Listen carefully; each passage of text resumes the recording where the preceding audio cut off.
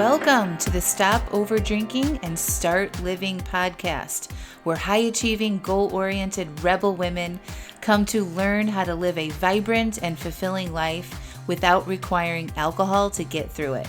No labels, no judgments, no saying you'll never drink again. Just real proven methods to help you stop rebelling against yourself with alcohol so you can drink less and do more. I'm your host, Angela Mascenik. Let's dig in.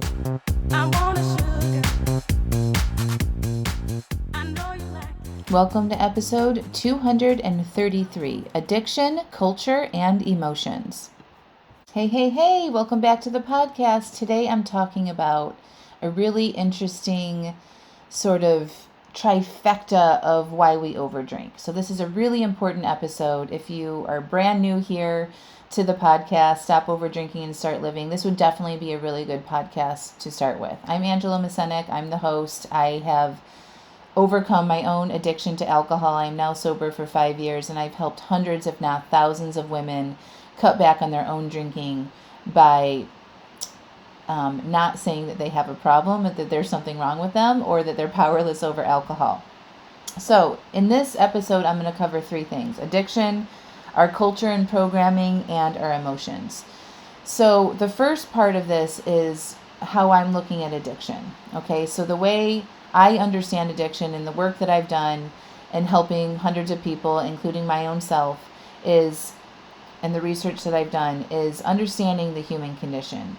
Our human condition has a baseline of becoming addicted to things. Okay, we are literally programmed to become addicted to things so that we can form habits that we don't need to think a lot of thoughts or exude a lot of energy to do the normal sort of survival things that we do on a regular basis. Okay.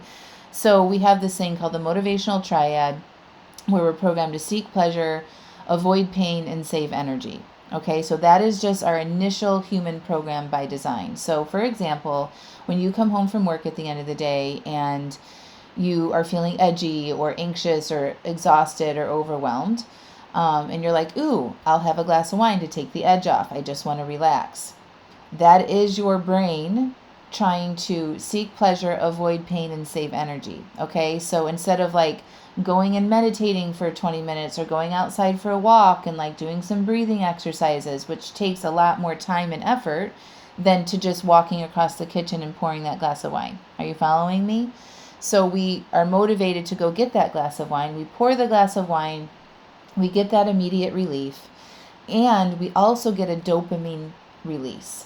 So the dopamine is that chemical structure that your brain releases that feels good. Okay, it's a feel-good chemical. And the more we release the dopamine, the more the addiction occurs. So then our brain's like, oh, that was amazing. Not only did we numb ourselves a little bit from the overwhelm, we got a dopamine kick. It's like a double pleasure whammy.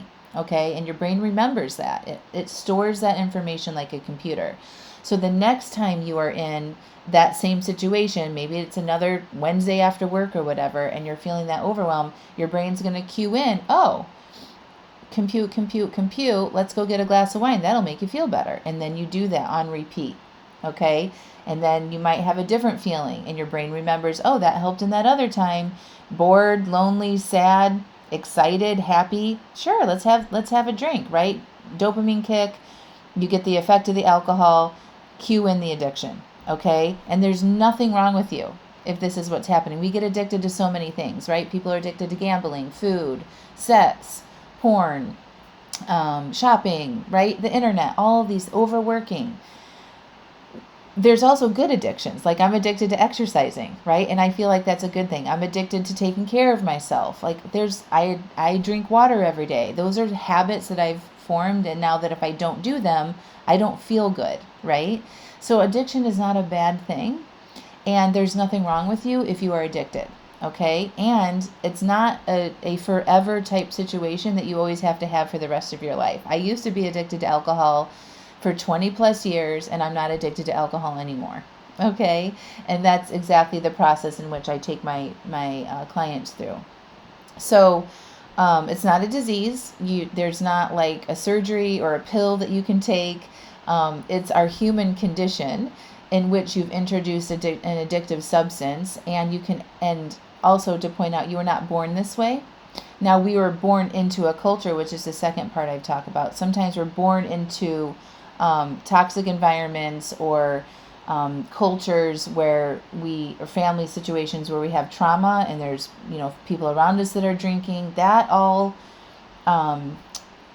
contributes to the addiction as well, because we aren't taught how to manage our feelings, which is the other part of this podcast. So when you are born into a family structure like that, where there is drinking, and you are being shown that we deal with life by drinking, right? Like, there's implicit and explicit ways that we are communicated to as a society, right? The implicit way is like, you see somebody drink wine because they've had a bad day. They're not coming home and saying, I'm drinking wine because I'm having a bad day, but they walk in the door and you can sense their stress or their feelings, right? And then you watch them go and make a cocktail or pour a glass of wine. And then they sit down and they relax or they get quiet, right? So that's like that implicit way of us seeing how people react to different things and what they do. And as children, that gets programmed into us as, oh, that's how I deal with difficult feelings. That's how I deal with a bad day, right? And then there's the explicit way that we are programmed, and that is, say, same family situation, and they're literally telling you, this, I deserve this. This is how I work really hard today. It was a bad day, and I'm going to have a drink. Okay, so we have the implicit and the explicit programming, and we see that as young children, and then we grow up with those beliefs that alcohol is a solution to things, to good times and to bad. Okay, we also we haven't been taught how to regulate our feelings, right? Because we've been shown through our society, through our family structures, that we need alcohol or anything to deal with our feelings, right? We're not taught about the human condition in school. We learn that humans have feelings, but we're not taught what to do with them. Okay? And so we become adults and we have these uncomfortable feelings, and we are shown through our programming and our society, implicitly and explicitly, how to manage. Moms get taught that we need wine. There's this mommy wine culture, that we need wine in our sippy cups when we go to the sports team practices or to play dates or to birthday parties, right? We deserve it. That is programming that we are receiving, and that programming overrides all of the sort of essentials of being a human and other things that we could do to deal with how we feel and deal with our lives. Okay? So I just want you to recognize that there's a lot going on here. There's the addiction. There's our societal programming that says you should be able to drink in good times and bad, and we're often brought up with that side of programming. So as we're adults, we've adapted this programming from our society and our family or religious structures. And then we don't know how to deal with our feelings, right? We don't know how to deal with our emotions at the end of a bad work day, or something bad happening to a family member or a loved one, or to ourselves, right? We're left with these feelings that we don't know how to manage. And so then we go seek for that solution to get us out of those feelings. And then we drink. Okay, the good news to all of this is that you can learn how to be with your feelings. You can learn other coping skills, just like you've learned how to drink. Right? That's a learned behavior. You were not born that way. You didn't need alcohol to function and deal with your emotions as a child or a baby. We've grown and reprogrammed our minds through our culture and using alcohol as a solution to how we feel.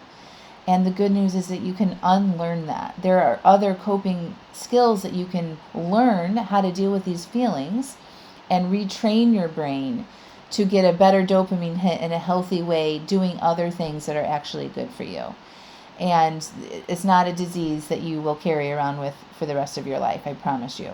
So I can help you do that. It's not going to happen in this one podcast episode, but that's exactly what we do in Alive AF, my monthly coaching membership, is I teach you how to feel your emotions. I teach you how to interrupt that automatic habit of reaching for a drink when you're feeling uncomfortable or you're wanting to amplify certain feelings.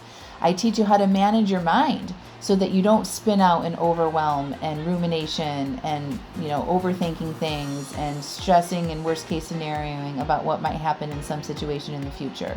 Okay? And I also teach you about the human brain so that you don't feel like there's something wrong with you.